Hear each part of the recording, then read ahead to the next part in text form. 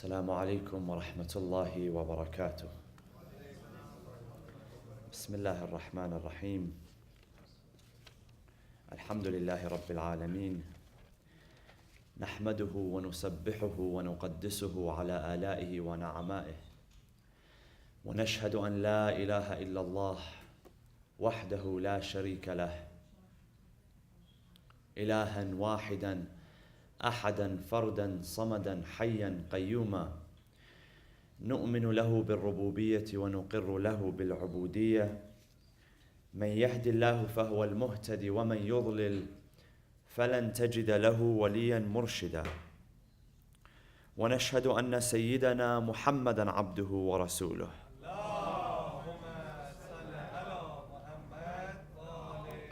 أرسله بالهدى ودين الحق ليظهره على الدين كله. اللهم صل وسلم وزد وبارك وترحم على محمد وآل محمد كما صليت وسلمت وباركت وترحمت على إبراهيم وآل إبراهيم في العالمين إنك حميد مجيد. وصل اللهم وسلم على جميع الأنبياء والمرسلين والشهداء والصالحين وعترة نبيك الطاهرين. عباد الله، أوصيكم ونفسي بتقوى الله عز وجل. قال الله في كتابه الحكيم: بسم الله الرحمن الرحيم: ذلك الذي يبشر الله عباده الذين آمنوا وعملوا الصالحات قل لا أسألكم عليه أجرا إلا المودة في القربى ومن يقترف حسنة نزد له فيها حسنا إن الله غفور شكور. صدق الله العلي العظيم. وصلوا على محمد وآل محمد.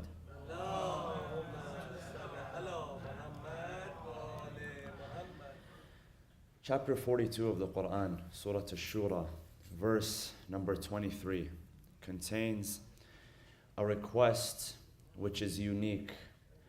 And that is the request of God to the Prophet Muhammad sallallahu alaihi wasallam to respond to those who inquire about what goodness is and how to seek proximity and nearness to Allah subhanahu wa ta'ala.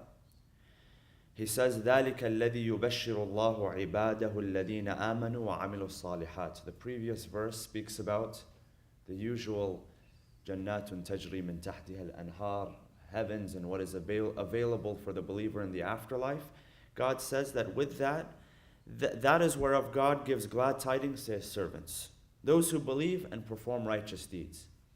And that term, amanu wa amilu salihat, it's repetitive in the Quran, and it's very simple. Islam focuses really on the basics.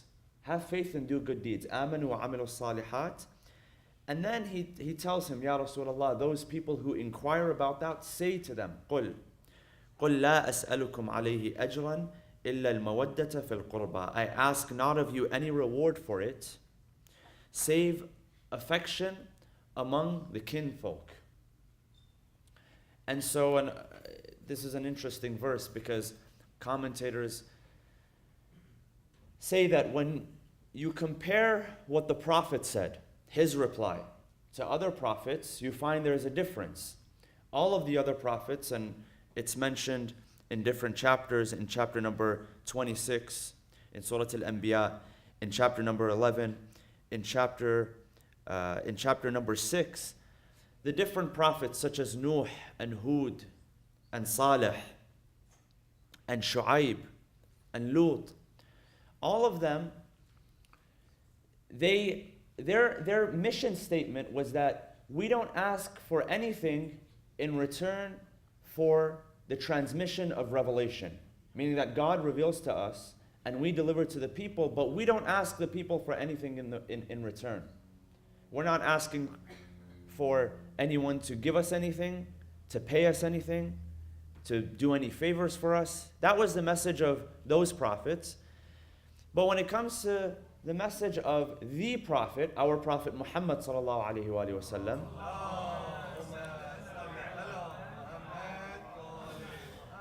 the statement is similar, but there is one exemption. He says, I don't ask you any ajr, ujur, any sort of recompense, except one thing. And it's a particular word, mawadda. Mawadda, which means affection.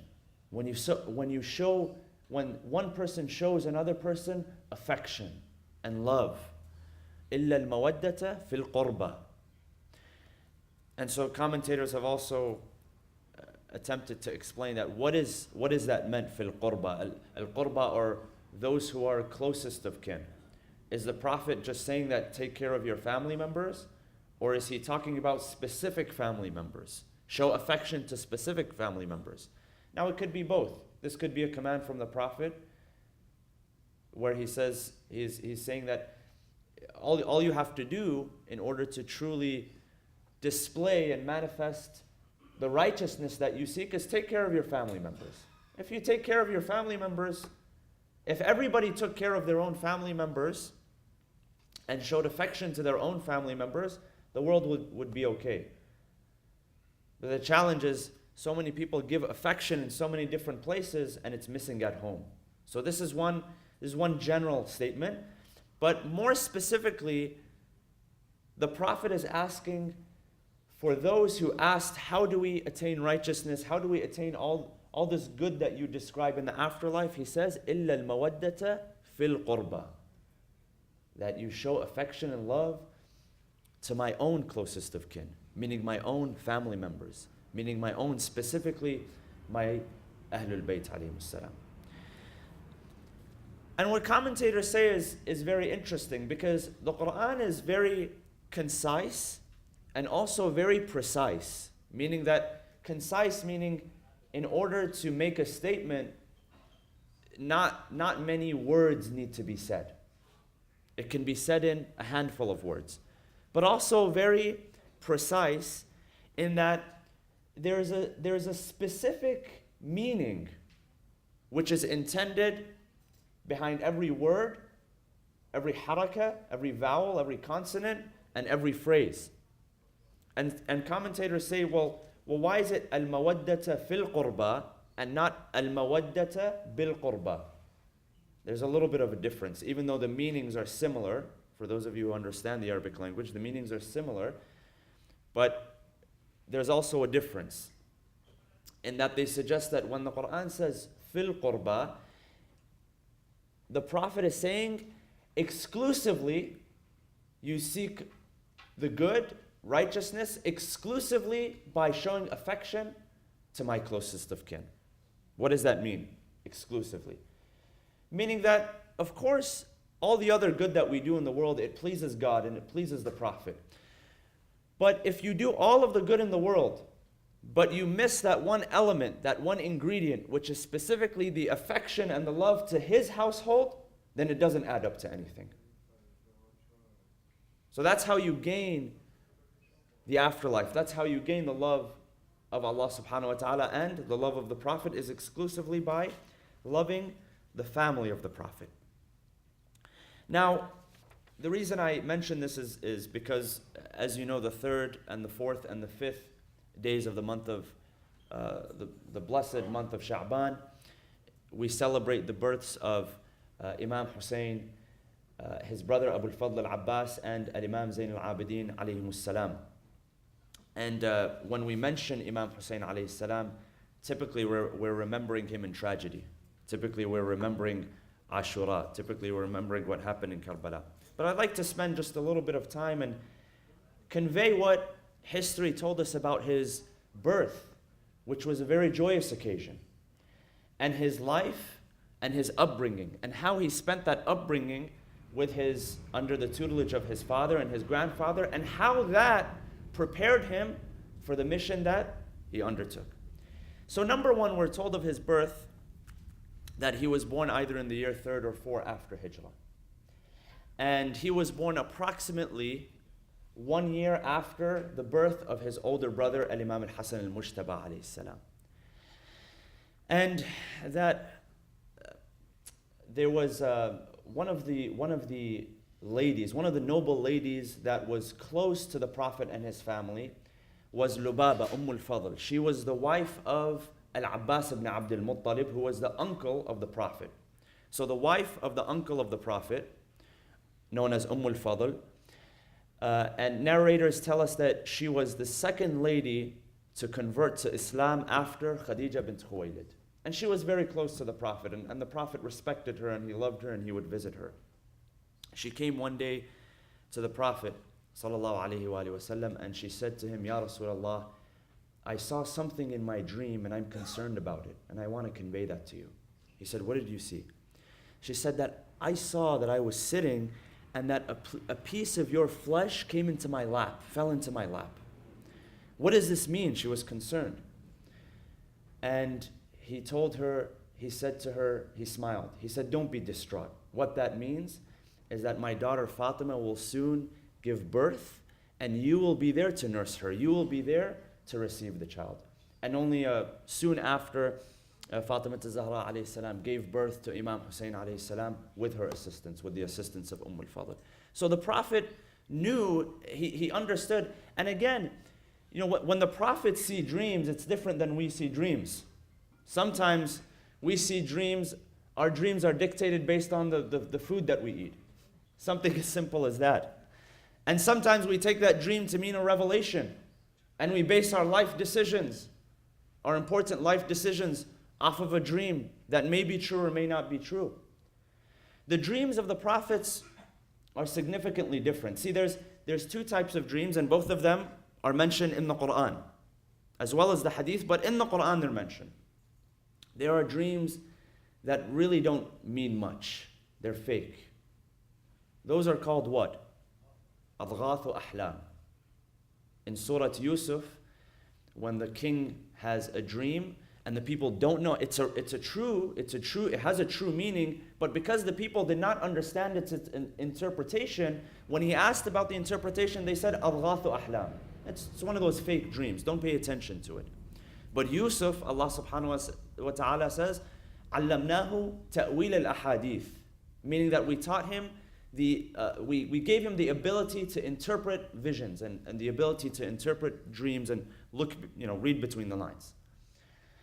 So those are one set of dreams, and then the other set of dreams are the dreams that the Prophet sees, such as the dream of the Prophet Ibrahim, that he was sacrificing his son. The dream of the Prophet Yusuf that he had in the beginning, that he saw the planets and the sun and the moon prostrating to him. The dream of our own Prophet Muhammad sallallahu alaihi wasallam, when he saw himself, and this is described in Surah Al-Fath, the chapter that's dedicated to the conquest of Mecca, that the Prophet saw a dream in which he and the believers would enter Mecca once again. And so through the revelation, God tells him that this dream that you saw, it's legit, it's a true dream, it's going to actualize, it's going to take place. One of those dreams was the dream that he saw of his grandson, and that's how he was able to provide that interpretation. And of course, narrations tell us that the usual preparation took place, that the aqiqah was provided, that a ram was sacrificed for his honor, and that's something that's mustahab whenever a child is born. That the Prophet ordered that the child be circumcised and that he be prepared. And from that time, he was under the tutelage from a very, very young age, from the age of infancy. The Prophet didn't wait until Imam Husayn was a teenager in order to start teaching him the basics. Sometimes we wait until our kids are teenagers, or they've already developed their habits and their ways of thinking, and we think that magically if we bring a child to a masjid that all of a sudden he's going to change. And that doesn't happen, unfortunately. It begins at home. So what's not found at home can never be found at the masjid. Very, very rarely. The Prophet understood that. So from infancy and from childhood, he taught the Imam. He showed him. And he taught him not by just preaching to him, but he showed him. Imam Ali alayhi salam also showed him. And that's how they were able to instill within him a spirit of honor, a spirit of resilience, a spirit of wisdom. And all of this was in order to prepare him for his life mission, that which he was destined to do, which, by the way, we are also informed that the Prophet informed the believers upon his birth. So, one of the things that's important here, when it comes to, looking at the life of Imam Husayn, one thing is heritage. Heritage is very important. And what I mean by heritage is, when you look at the similarity of the branch to the root. You look at a branch and it has a similarity to the root. It's impossible, unless, it's with today's technology, I don't know. But it's impossible that you plant an apple seed and get a lemon tree. So is that possible for you to do? Probably not. They can mess with the seeds these days, and they do non-GMO and all sorts of things. But if you plant one seed, you're going to get the fruit of that seed. It's not that you get something else. And so focusing on the seed and focusing on the root is very important. That's why it's important to have a strong family foundation. Because if you don't have a strong family foundation, and that's all under your choice, when you're looking for a spouse for yourself or for your children, it's your choice how to build that foundation. If you're building a house, it's your choice how to build the foundation of the house. And once you build the foundation of the house, you can't come and build a different model house, or else that will defeat the purpose of the foundation. So the foundation is very important, and that's why the Prophet told us, اختاروا لنطفكم فإن العرق دساس. Now, having said that, it's not that someone is set in stone. So what I mean by that is, and I usually bring up the verse where Nuh says to Allah subhanahu wa ta'ala that if you're going to annihilate and destroy these people, annihilate them, get rid of them. Because if these generations continue, they will give birth to no one. They will give birth to no one that is righteous. وقال نوح رب لا تذر على الأرض من الكافرين ديارا إنك إن تذرهم يضل عبادك ولا يلد إلا فاجرا كفارا. They won't give birth to anyone except that he is a disbeliever. Which means that those people, those specific people that are described in the Quran, they did so much evil that it almost became ingrained in their DNA. That it became a habit, and once you form a habit, it becomes part of your nature. Once you form a habit, whether it's a good habit or it's a bad habit, it's very hard to remove that habit. Habits are very, very powerful. Habits that are done consistently over a period of time are very powerful. I'll give you an example. Just last night, I flew back into Los Angeles. I was in another state where it was completely covered in snow. And the sun was out, and some of that snow was melting. And I was sitting on a bench, and I saw in front of me there was a pathway made of whatever they make pathways out of, concrete, I guess. And on one side there was water that was dripping. On the other side it was completely dry. The side where there was water was dripping was under where the roof ends. So, the water is always dripping there. Where the concrete was on that side, on the side that there was no water dripping, it was safe. It was just like the homeowner had built it. But on the other side, there were little ponds that were forming. Part of it was broken. And I thought to myself, I said, there's nothing heavy that's being placed here. What's going on here? That every time it snows and the snow melts, water begins to drip on that place. That's it. But because it's happening consistently and over time, it's not heavy water. If you put your hand under that dripping water, nothing will happen to your hand. But because it's consistently dripping for months and years on end, what happens? It begins to dig into that concrete, which is so strong. And it's only a water drop. Which means that if you form a habit, whether it's a good habit or whether it's a bad habit, it has that effect if it's done consistently over time. So Nuh is talking about people who have been astray for at least 950 years, which was his lifetime with them. So even if something becomes ingrained, there's always a way to restore that. There's always a way to fix that. But understand that the root is very important, and that's why the Prophet took Imam Husayn alayhi salam under his wing from a very young age, and he taught him by example. There are so many instances where sometimes you let things slide. You say, let the kid slide, he's not mukallaf, he doesn't have to, there's no wajib upon him. But it's important to understand that even if there's no wajib upon him, you're still teaching them the power of habit. One story says that the Prophet, and of course the rule that the Prophet had, and this was not the Prophet from himself, but rather a rule of God that the Prophet had conveyed to the people, that people that were from Banu Hashim, from the lineage of Banu Hashim, including the Prophet and his family members, could not receive what? Sadaqah. Right? They could not receive sadaqah. It was prohibited upon them. It said that one day a man came and he put a plate of dates in front of the Prophet, and Imam Husayn was there. He was a young boy. And Imam Husayn, he picked up from the dates and he placed in his mouth. And then the man said that this is sadaqah, this is charity. What did the Prophet do? He didn't let it slide. He took the dates out of the mouth of Imam Husayn alayhi salam. Why? Because at that moment, now some people today, you have to be very, very careful, because people get very, very, offended over these things, very sensitive and offended. But the Prophet understood that the principle that I live by, that I teach, is more important than him enjoying the date at this moment. And if I teach him what is right from this age, he will understand the principle for the rest of his life. He was working on the root. So this is one example. Another example was the example of Amir al-Mu'mineen alayhi salam, and how he taught Imam Husayn alayhi salam to be strong. Among the things that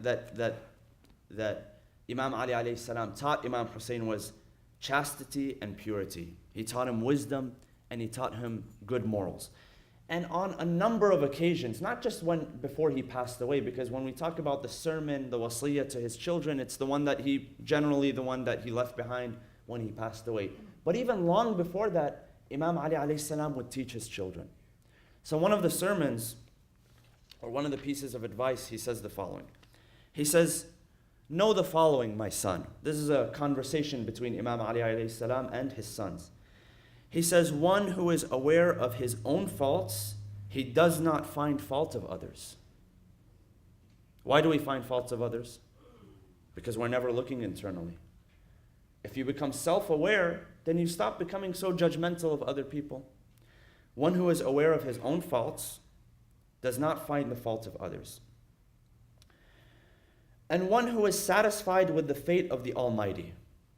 When you have rida, a state of satisfaction, a state of content with what Allah subhanahu wa ta'ala sends to you, one who is satisfied with the fate of the Almighty is not distraught with what he loses. He doesn't get upset because he's content. He knows that everything in this world is temporary. But when you haven't built that foundation, when you expect that everything is yours and nothing belongs to God, then you get upset when you lose something. And one who exposes others, his own defects shall be exposed. Now some people constantly exposing the faults of others. Their own faults shall be exposed. And one who ignores his own sins will regard the sins of others as great. You look at this person and you say, "Oh my God, I can't believe this person did that." The reason you can't believe is because, again, you're not looking at yourself. If you were looking at yourself, you would say, "I can't believe I'm doing this on a regular basis." And one who puts himself into hardship of useless actions suffers. Sometimes we get ourselves into a useless situation. If what you're doing has no purpose or no benefit and it's not meaningful, you're going to suffer. And one that throws himself into the sea drowns. Very, very obvious. But how many times do we put ourselves in a situation and we expect a different result? If you throw yourself into the ocean and you don't know how to swim, what happens? You'll drown.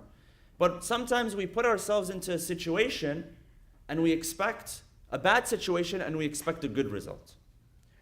One who follows his own opinion becomes deviated. Always seek the counsel of other people, wise people. One who considers himself needless of his own intellect, I don't need to use my brain like many people, commits mistakes. That's the person that will commit a disobedience. And one who is arrogant to people will be degraded. It's very ironic. The more you lift yourself up in the eyes of people through arrogance, the more you will find yourself lower in the eyes of people. The exact opposite. One who behaves with them in a foolish manner is abused. There's a saying, it says, we allow people to treat us the way that they are treating us. And one who sits in a bad place is put to blame. Again, putting yourself in a situation and expecting no blame. One who cultivates the company of scholars gains honor. If you want to honor and glorify God, seek the company of scholars, knowledgeable people. one who jokes too much will never be taken seriously. And now there's place for some mizah, for being lighthearted, but some people, they're never taken seriously. You can't take them seriously. And finally, two things. One who leaves sensual desires gains independence. If you truly want independence, do not follow the shahawat. And last, one who leaves jealousy gains the love of people. If you truly want to be loved and honored by people, stop being so jealous about and envious about what other people had. And of course the sermon goes on, but this is just a small example of how the Prophet and the Imam alayhi salam taught Imam Husayn alayhi salam. How invested they were, not just physically invested. Sometimes we're very physically invested with what are our children eating? Are they getting the right nutrition or this? Are they getting the right physical? Are they getting the right spiritual and educational nourishment is the question. We ask Allah subhanahu wa ta'ala to bless us in this holy month of Sha'ban, to reward us and to prepare us for the blessed month of Ramadan. Bismillah ar-Rahman ar-Rahim. Wal asri innal insana lafi khusr illa alladhina amanu wa amilu salihat wa tawasaw bil haqqi wa tawasaw bis sabr wa sallu ala Muhammad wa ali Muhammad.